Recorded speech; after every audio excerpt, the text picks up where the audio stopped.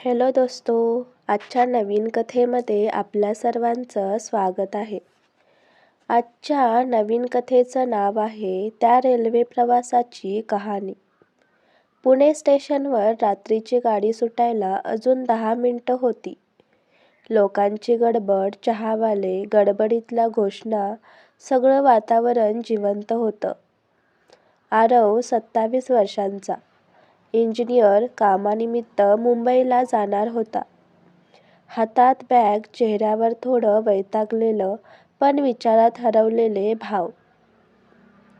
त्याच्या डब्यात शिरल्यावर त्याला एक कोपऱ्यात खिडकीजवळ जागा मिळाली. त्याला प्रवासात पुस्तक वाचायची सवय होती म्हणून त्याने एक कादंबरी बाहेर काढली. गाडी सुटायच्या क्षणी समोरच्या सीटवर एक मुलगी बसली. केस बांधलेले, डोळ्यात गूढ शांतता, साध्या ड्रेसमध्ये पण काहीतरी वेगळं आकर्षण. तिच्या हातात डायरी होती.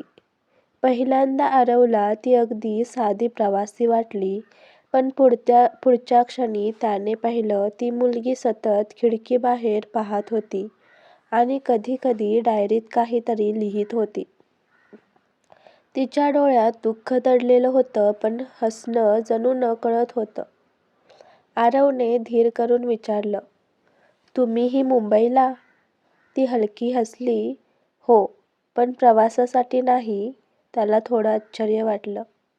रात्र सरकत गेली. प्रवासात गप्पा रंगल्या. तिचं नाव मायरा होतं. तिने सांगितलं, मला रेल्वे प्रवास आवडतो, कारण इथे प्रत्येक क्षण नवीन वाटतो. पण आजचा प्रवास शेवटचा असेल कदाचित. आरव हादरला. शेवटचा? मायरा थोडं शांत राहिली, मग डायरी त्याच्या हातात दिली. डायरीत एक पत्र होतं. तिच्या आयुष्याच्या कथा, अपूर्ण प्रेम आणि एक रहस्य. ती कोणावर तरी मनापासून प्रेम करत होती, पण त्या व्यक्तीचं लग्न ठरलं होतं. तिला दूर व्हावं लागलं. हा प्रवास म्हणजे तिचं स्वतःला शोधण्याचं धैर्य होतं. आरव काही क्षण निशब्द झाला. त्या रात्री दोघांनी तासनतास बोलत प्रवास केला. आयुष्य, स्वप्न, अपूर्ण प्रेम, नाती. पहाटे गाडी मुंबईत पोहोचली. गर्दीत सगळे उतरले. आरवने वळून पाहिलं, पण मायरा तिथे नव्हती. फक्त तिची डायरी त्याच्या सीटवर पडलेली होती.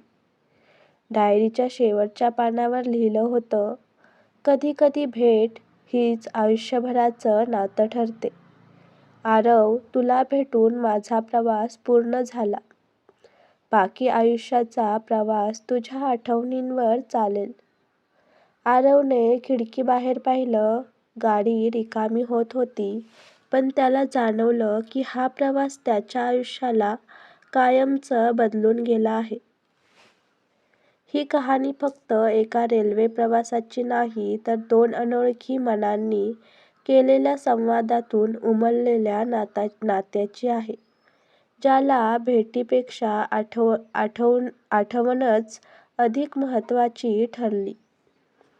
आजची कथा आवडला असल्यास व्हिडिओला लाईक करा, चॅनलला सबस्क्राईब करा आणि कथा कशी वाटली हे कमेंटद्वारे जरूर कळवा. व्हिडिओ जास्तीत जास्त शेअर करा. धन्यवाद.